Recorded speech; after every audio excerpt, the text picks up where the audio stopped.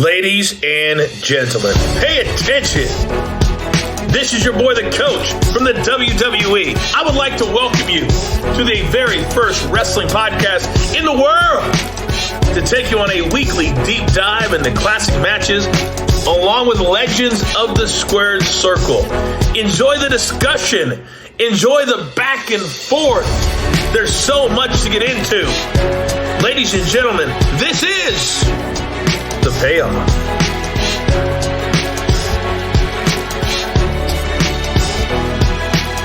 Welcome to an all-new episode of The Payoff. I'm Tom. That's Jeff. It's the 20th anniversary of SummerSlam.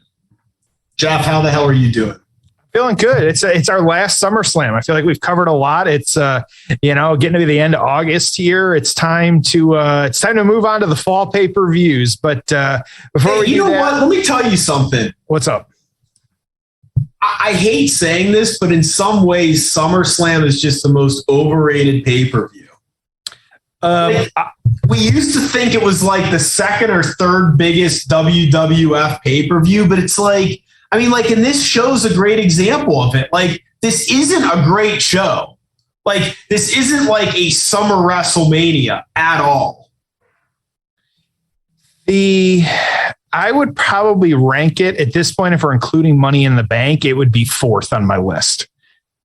Behind, like Summer or Survivor Series would be last right now, but okay, sure, it's the big show during the summer, but it really has just lost. I hate to say it, it's I don't know, it's lost a lot of the appeal. The Saudi shows feel bigger than SummerSlam. Yeah, and we've got, and so it's gonna be interesting because, well, let's get into it. We got some stuff to talk about. We got things happening. What made me think of that is just that this is the 20th anniversary, and nothing really special. It's not like the 20th anniversary of WrestleMania was a hell of a lot bigger of a deal. And then you look at this show and you're like, okay. So and you're about to go over this card. We'll see if this was where this ranked in the SummerSlams. So yeah. Let me jump into the build. Oh, it's time for the build. All right, so we're in Jersey, which I actually was just in the other day. Tell you what, Jersey, welcome home for the summer, man. Is it? Yeah. Yeah. When the weather's perfect, it's great. Problem is rain and cold and everything else. So I've been snowed in Jersey before too, but always get some good food out there though. August 26, 2007, East Rutherford, New Jersey, Continental Airlines Arena, 17,000 in attendance, buy rate of 537,000. 537,000 people paid 35, 40 bucks, whatever it was. At this point, it was probably 50. Yeah. I'm still, maybe I shouldn't be, but I still am surprised that more people didn't buy the network. They were like struggling to get like 1 million worldwide. And I'm like, man, I thought there'd be for $10 a month, but it just goes to show you some people just don't want to spend money on the product. I don't know. I was still surprised with that. So biggest party of the summer. Let's go through the card here. And again, Kane defeated Finlay in 8 minutes.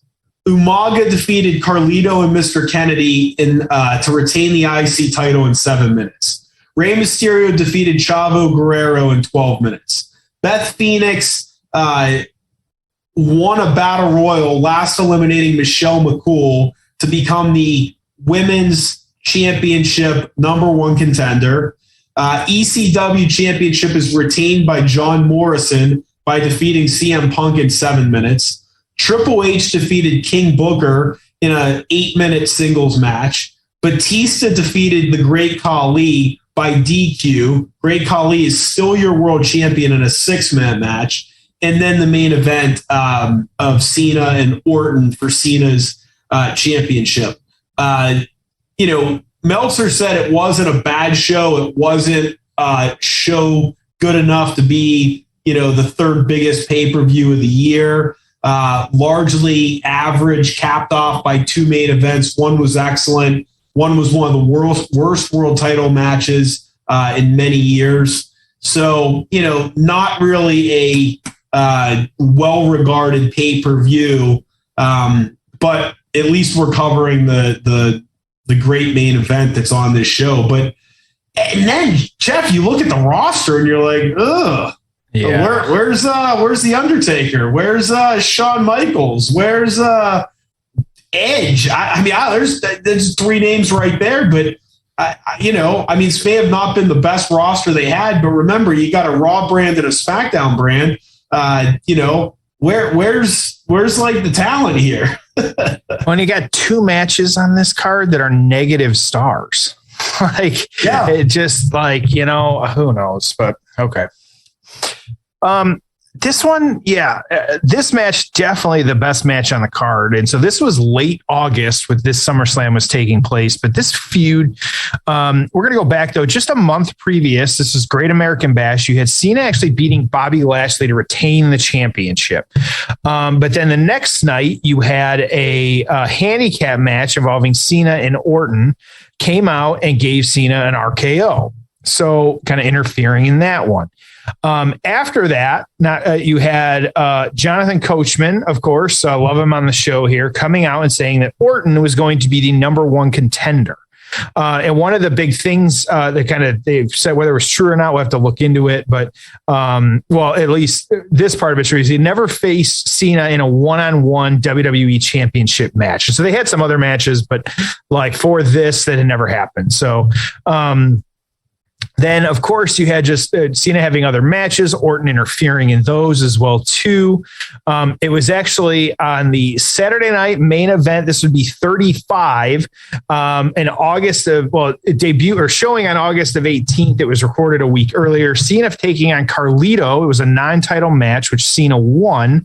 But then after the match, Orton came out and attacked Cena, of course, getting an RKO. So, really about 2 months where these guys were, as I like to say, just in each other's universes or in each other's wrestling universes, kind of, not really having a match at all that would lead to this, but a lot of interference from Orton. He is the number one contender. This is one where, less is more maybe. And so we're about to find out as we're kind of watching this one and we're getting into it. And so, that's kind of it. Just a lot of interference, a little back and forth, and time for this match. All right. I'm pumped to cover it, especially after last week's disaster. We're at the 2 hour and 16 minute mark of SummerSlam 2007. 2 hour, 16 minute mark, SummerSlam 2007. Are you ready? Let's do it. All right. It's time for the payoff. Oh, it's time for the payoff.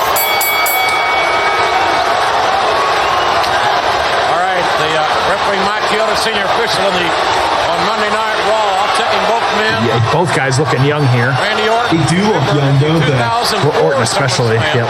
Became the youngest world champion in WWE history. This is after Orton's already been champion, which was not necessarily a great reign.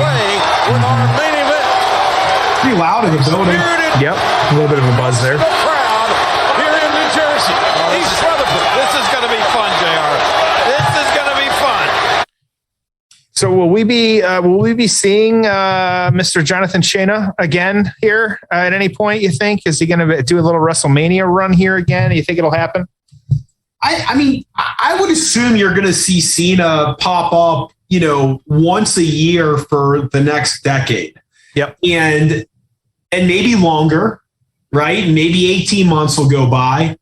I just, if you're Cena, why not? Mm-hmm.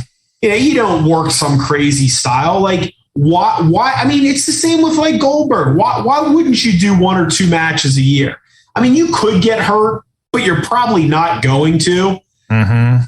The money's phenomenal. I figure at least $1 million for a match. Yeah, who the hell doesn't want a massive pop? You still get, the fans still love you.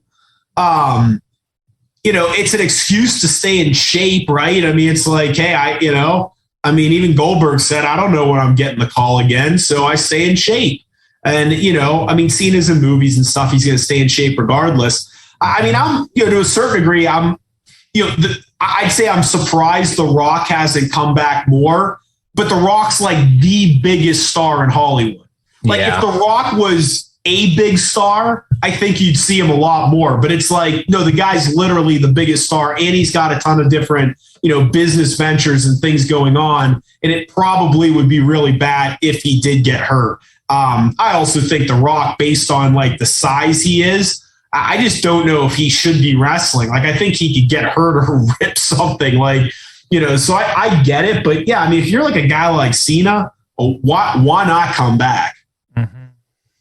I'm looking at it too. And just the last, so we'll just say a couple of years, and this is for The Rock. The Rock's been in 1, 2, 3, 4, 5, 6, 7, 8, 9 movies, and huge movies too. And so, the Fast and the Furious, even before that, the Jumanji movies are what they were fine. But like the Jungle Cruise movie, so he's been successful. And like Cena on the same page, like I thought the Peacemaker was great. I've enjoyed that. I think he plays that character really well. It's just a foul mouth, all that stuff. It's kind of interesting because I feel like Randy Orton's been around just as long, but for some of these, like why Randy never kind of made the jump into that kind of, that next level of movie or something like that. Like he's always been very loyal to no matter how you feel about him. Like there was, he's always been loyal to the WWE and kind of what he's done and kind of in the ring and always kind of, going over when he needs to. I'm sure he loves working with Edge again and all that, but, I'm with you. I just think Cena comes back forever. That's what I think. I think he will continue to come back over and over and over again. But why not? I think he does enjoy it. I also think he's unlike he could be in essence like I say an Undertaker with the returns and things like that. Like I don't think we're going to see Undertaker nearly as much. But even again, he said it again recently, like the never mean, what the never means never, or never doesn't mean never. He always talking about it every once in a while. So I know I got shit for it about the Undertaker coming back one day, but I'm still ready to win that bet one day. Yeah, so we'll just kind of see what happens. But I definitely agree with you. Like put him in a big, especially with. We got Hollywood coming up next year. Like, it's almost like, how do they not have him come back? Does he beat Roman? Like if you don't have The Rock come, like, is he the one that goes over or, puts Roman over with whatever, if we can call it even that? I don't know. I don't know. I don't know. I don't know what you do with Roman. Honestly, I just like, I feel like, I mean, if you're going to beat him, it's got to be big. But if it's not big, then it's stupid. You've just wasted all this goodwill. I mean, part of me is like, yeah, just keep it on him to me, like Roman's hot as hell. He's a massive star at a time when you don't have massive stars. I'd keep it on him as long as possible. The problem you could end up having though is, I mean, you got to get the title on Cody because that storyline is just too good for you to screw up. So you got to get the title on Cody. I think more and more, but you may need to get The Rock Reigns at WrestleMania. So I don't know. I don't know what you do. Well, and I think that you and I like, big bump there. Yeah. I think the pipe dream is that Cody comes back at Rumble and pulls the John Cena. I don't know if that's going to happen. Like, who knows? Like, I think WrestleMania is the more likely, but then also like, do you save him and not have him be at Mania? Like, I almost feel like you can't. Like, you just spent all that money on him to have like the American Nightmare, Cody Rhodes. And then like, how do you not put him, and that would be, the great story of like, he comes back at the next WrestleMania after debuting at the Mania before that and things like that. And so, and to your point though, like, is it past like Randy, because Randy Orton is still active, like doing like, is it past him to be the one to dethrone Roman? Like, do you do a 2, 3, 4 month program with him and Roman, like, and maybe, tease us a little bit? Like, I mean, I would go Cody over Roman unless you have to get to Roman Rock. Yeah, that makes sense. Okay. But I mean, this is the challenge with having one belt instead of two. They've had two belts for so long that they've been able to do that. Okay, we can have a heel and a baby face, or we can, play hot potato with one title because we still have the other title. I mean, they had a lot more flexibility. It's a lot harder when you have one champion. That being said, if it's the right guy, he's the guy. I mean, it's tough because, Steve Austin, when he was the world champion, I mean, you put the company on his back. You put the company on Hogan's back. That's what they're doing with Reigns right now. But, they don't have to have him headline every pay-per-view. But it's just a big fucking deal when he comes out on TV and when he comes out on pay-per-view. I love having the one world champion. But again, the challenge is that, you can end up with some challenging booking situations, which they're going to absolutely have. Well, give it time because they will split it back up again. It's going to happen. We're getting teased with we're getting teased with the PG-13 era coming back, and so we're going to see a hardcore title again. Are we going to get something like? Is that going to the 24/7 going to get introduced? Is that one of the concessions we're going to get here? Are we? We're never going to see the women's tag titles again. Those are going to vanish into the WWE warehouse, where out in Stanford. It makes no sense. I get the booking, but also Austin Theory's not going to be the guy. He's not ready. And there's just certain things. It's just, who knows what direction they're going to go with some of this stuff. And so, nice little match here. That's why we tune in. I do think Theory though, man, I like him as a promo and he's just so young, but and I know you're going to love this comment, but looking at Theory right now, it's that's why you need factions, because you need to throw him with whoever it may be, right? I mean, imagine Austin Theory, but being, led by a heel Randy Orton or an Edge, or, that's Orton became Orton because of, being an Evolution and Batista. Yeah. And sometimes you put these guys on their own and it's Austin Theory in and of himself isn't all that interesting. Kind of just looks like every other guy, but it's man, if you put him in a faction and had him paired with the right guys, and I just think it's a lot easier to develop them, or you had a mouthpiece. So I've got there's some interesting chatter about Theory and stuff like that, and I do have strong feelings on this one. Of is he the guy I want right now? No, but could I see him being the guy eventually? Yes. We can't, and this was one of the arguments I saw that was out there about wrestling fans. We can't complain that they're not building stars and then bitch about the fact that they're trying to do something with Austin Theory. And so, while they're trying to do something, maybe it's not perfect. I wish though, and me, I speak highly about the factions around here, but I feel like they had something with Edge and, the Damian Priest and the Rhea Ripley and the Finn Balor even. And then now, then the next week, Finn Balor's wrestling on main event. It's how do you literally set that up? Literally you put the ball on the tee for someone to hit with Edge, and then you have them turn on Edge and they're still in a faction, and then they're wrestling on main event. That is bad booking. The Austin Theory stuff, at least they're trying. He does have an interesting shtick, and so I'm not going to totally shit on that. But a faction could help. Maybe, I don't think he should be a Heyman guy, but I think you do have some options there of, like you said, putting him with a mouthpiece, kind of what you can do there of, who he could be with. I don't know who that might be, as of today and stuff like that. But, and maybe do you have Cena come back and maybe put the kid over, do something like that? That would be interesting. We're due for a U.S. title or the open U.S. title, challenge, do something like that and let them wrestle through some guys to put him on TV every week. And for whatever reason, there has to be one why Vince has been doing all these he was doing all those promos with him. So Vince has to see something in the kid, because I find it comical that he's compared to, what we always say, the big beefy men, Austin Theory is not. He's a little guy. And so I think there's a good opportunity there of kind of, what could happen, but who knows? So I think you have so many former wrestlers at your disposal that it's not hard to find a mouthpiece. And Theory's a good promo, so I'm not saying like give him a mouthpiece because he can't talk, but get him heat by putting him with, a heel. Like I know Jake Roberts has had some issues like health-wise, but like he was good in AEW, and Tully Blanchard, and you're telling me that you couldn't put Kurt Angle with somebody right now?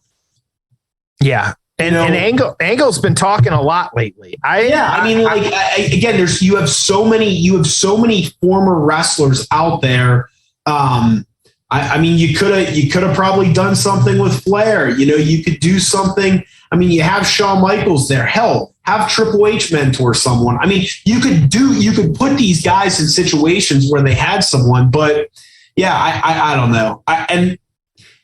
You got to have more character development too in NXT. Some of these guys come to the main roster and it's like they got nothing for him. Again, who's Austin Theory? What is he? He's just some cocky young guy? Okay, but I need more there. They got blasted a little bit for like some of the stuff they did with Lacey Evans, but I'm like, at least you're talking about her backstory and you're building a character now. Like I'm into that. And we've heard it over the years. Like it's all about the character work. Like look at someone like William Regal, who's had all the success he has and reinvented himself. Like, even like Matt Bloom, like, down at the Performance Center and kind of doing the training and stuff down there. Like, dude, how many characters did he go through, but, still really successful. So got a nice little match going on here. I feel like we're seeing a lot of rest holds here. Orton on to Cena. Yep, Cena kind of getting a second window here. Orton's been, I won't say dominating, but doing a lot here. Everybody on their feet now. Cena about to five-knuckle shuffle. Excuse me. Courtesy of the champ. Cena. I don't care for that. Not a fan of the knuckle shuffle? No. Meltzer reported that they took the nameplates off the big gold belt during this era as a cost-cutting measure. Sure.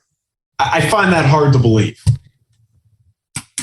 You got 20,000 people in this arena. You did 530,000 buys, but you're not doing a new nameplate every few months when someone becomes champion. Get the fuck out. That's absurd.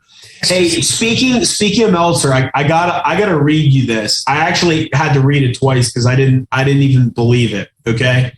So again, 2007, Lacey Atkinson, 21, a very pretty model and the daughter of Kerry Von Erich, was signed this week. She's already been sent to FCW. They also pushed back the release of World Class DVD to October.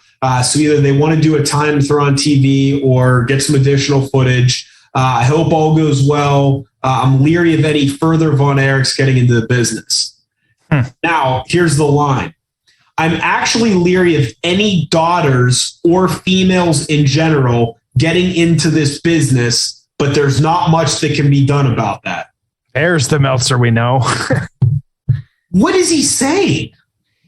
Women shouldn't be in the business. So this that was was in 2007. That's what I was going to say. This was 2007. Okay, yeah. So you'd have no Charlotte Flair, the Rock's daughter training. Like, are you telling me that they should not be out there? Like, come on.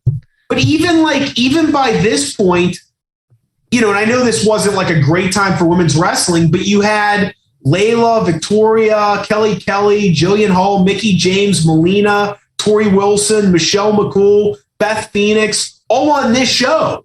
Yep. And those women could go. They were good wrestlers. So like that's what was going on in women's wrestling, plus whatever TNA was doing at the time. And you're saying, oh, no female should get into wrestling. So yeah, this would have been Charlotte showed up in 2012. So this was 5 years. This is what after Trish retired. This is after Trish and Lita. It's not like women weren't wrestling at this point. So how can you say that Kerry Von Erich's daughter shouldn't get in the business and neither should any female? I'd love to hear the rationale. Like it just. Well, do you know that? Have you ever seen the Twitter account? Meltzer said what, and they post quotes. Yeah, I sent them that. Yeah, you send those to me all the time. Yep. I just emailed. I'm saying you've sent that to me before. Yeah, I sent them a DM. Stuff, I'm like, publish this one. Yeah, like that. Another close 3 count there. Orton, or they were doing a little bit of work on the outside. There's been a nice little match here that they put together. No, it really has been. Yeah, not. There was a write up about how TNA was such a train wreck of idiocy. How is TNA still around? How have they survived? Really, and we're going to cover. We got a couple weeks here. We got one of their matches coming up. Actually, I think they just really quietly existed off in their own world down there. I do think they do have some very good wrestling. I know, but it's like WCW lasted, like couldn't last. ECW couldn't last. Like TNA's lasted. Yeah, right. Yeah. And I think part of it, and like it's come and gone. It's kind of like the Ring of Honor stuff. Like it's kind of, come and gone. There was a lot more behind the scenes stuff that was sometimes more interesting. I think it was like a really not developmental, but it was training and kind of good area for people to get their name out there without, having to go to WWE. There's a lot of wrestlers where you say like cut their teeth on like kind of being out there and really, doing the work. So,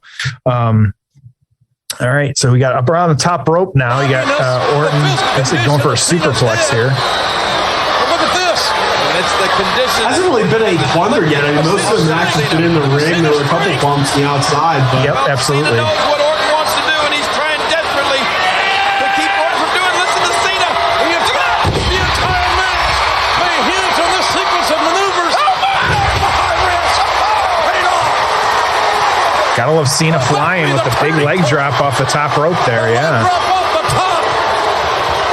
Orton now is in trouble. Orton is on Green Street. He's in big trouble. FU. Orton holding on to the top. They were still calling it the FU at this point. Yeah, at this point, yep.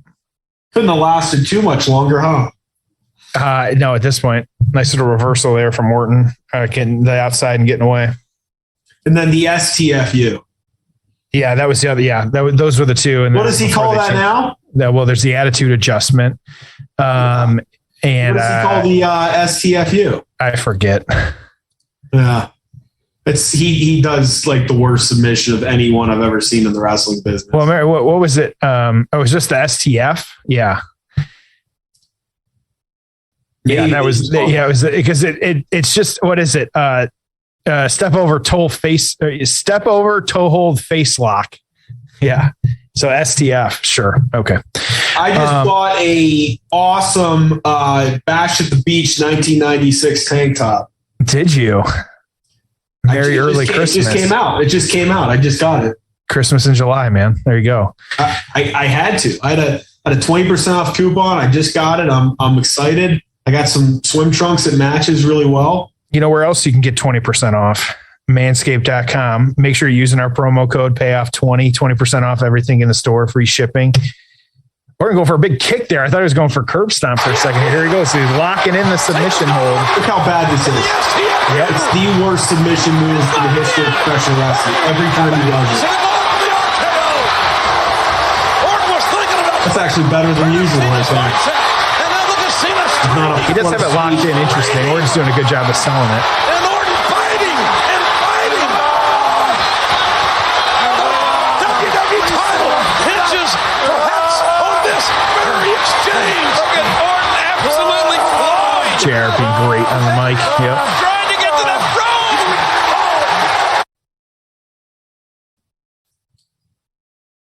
Orton's grown on me over the years, man. Yeah, me too. There was a period there. It took me a long while. Yeah, I'm with the same. I was that way with the Miz too. Out of nowhere, Orton got the RKO, but I think he hurt his left knee. It doesn't matter. Cena's out. Cena's gone. Orton Hit the RKO. Nope.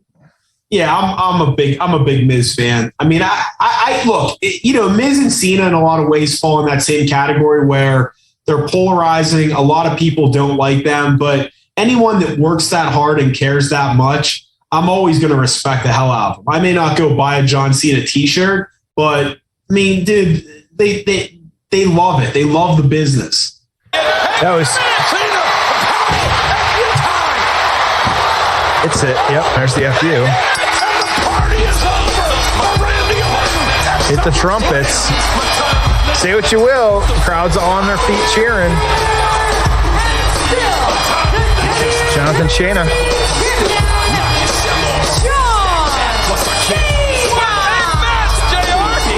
What a match! One of the most stimulating, scintillating, sensational WWE title matches cannot remember calling in years and years.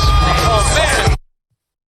All right, let's get into the aftermath. Oh, it's time for the aftermath. What do you think? Better than expected. Absolutely. I'm not going to complain about that. That was pretty good, actually. How about you? Yeah, we'll paint by the numbers. I don't know. To me, your second or third biggest match of or show of the year, your main event. I mean, you wanted more. I don't know. I mean, I guess from a wrestling standpoint, like, give me something on the outside of the ring. There wasn't much violence. There wasn't any big spots. Like, yeah. I don't know. I just need a little bit more. And there wasn't enough of like a personal rivalry or anything. I don't know. The intensity wasn't there. I mean, and maybe this is an extreme example, but compare the intensity of Brett and Austin to this match. Yep. That's what I think it's missing. Yeah. And these guys, I think part of it too was this was not the end of this story either. And so these guys actually had a lot of matches over the next couple of months, into October and things like that. It actually, Cena's run on this actually ended when he was injured. Of course, same as we're talking about Cody here, the pectoral tendon, tear, coming back faster than everybody should at, Royal Rumble as well too, leading into, of course, the eventual match with these two actually at WrestleMania 24, Orton retaining the title against Triple H and John Cena in a triple threat match. And Orton had a little bit of back and forth with Triple H on this as well too, in the lead up to all of this. And so kind of Mr. McMahon kind of being involved in it as well. And so these guys, he stayed at the top of the card though. So no complaints there on that one from me. I thought it was, pretty good stuff. So, John Cena, number 1, 2007, and Randy Orton, number 15, 1-5. And so on this one, the Observer newsletter, Orton and Cena, as expected, was awesome. And both guys worked their asses off. They had great matches on the road, so this was no surprise. John Cena versus Randy Orton for the title. There was a "If Cena wins, we riot" shirt. Long dramatic lockups early. Tons of heat for this match. That. Yep. I love that. I mean, passionate heat. Cena put on a headlock and the dudes booed. This is already great. Orton put on a headlock of his own and the place popped. We get the Cena sucks chant. Orton fought like a valiant babyface and got the ropes by a fingertip. Big pop for that. Cena irate, stomped around the ring, and he finished his circle. He ran right into an FU for a great pinfall. It was so great they broke the cameras. Orton grabbed him up to lift him up for a second one, but Cena got him his shoulders with the FU and the clean pin. Great match, 4 stars. So 4 stars on this one. Best match of the card, best match of the evening in SummerSlam 2007. So I guess I sent the fans home happy, which is at least a good thing. So where are you going to rank this one, Tom? Dude, I feel like I'm going to put this lower than you. I got this at a 5. Ooh, yeah. Okay. I like both guys. I respect both guys, but this isn't exactly Shawn and Brett, Austin and Triple H. Fully, it's just a weird era, man, because it's like, I feel like most of the top performers now would put on a far better match than that. Yeah, I'm with you. Daniel Bryan, Kenny Omega, Drew McIntyre, Roman Reigns. I mean, again, pick guys on either side. I just feel like the main event of a show this big would be better. AEW or WWE. Okay. Yeah. I think that go back 10 years to 97, 98, 99. maybe the wrestling match wouldn't have been as good, but the intensity would have been way higher with a Foley Triple H or an HBK Brett or an Austin Taker. I mean, I just pick your guys, right? I hear you. Like, yep. So it's just this weird era where it's like, yeah, there's a good match and they're both athletic, but it wasn't as great of a match as you'll see now. It wasn't as great of characters as you would have saw 20 years ago. So what are you left with? You're left with this era in the WWE, like 2007, where, yeah, the wrestling was good, but it was kind of PG and there weren't a lot of top stars. I mean, the fucking Great Khali had the title, for God's sake, you know? So, like, yeah, you know, I mean, there's no Lesnar, there's no Taker, there's no Shawn Michaels, there's no Ric Flair, there's no Kurt Angle, there's no Mick Foley, there's no Triple H. I'm just saying, there were a lot of guys, even part-timers in that era, that are nowhere to be found on that show. Yeah. Nope. Absolutely. A weird era, man. I don't know. I'm going to give this one a 6. And so I probably would have kind of agree. I probably would have actually given it a 7 before you said anything, but yeah, you're making valid points here. So I'm going to, that's what we're all about here. I think you said made the comment earlier, like kind of paint by numbers. So I think that was kind of a little bit of this. It wasn't a over the top Cena match. Like, it was fine, but it wasn't like, oh my gosh. So was Cena Reigns last year better than that? No.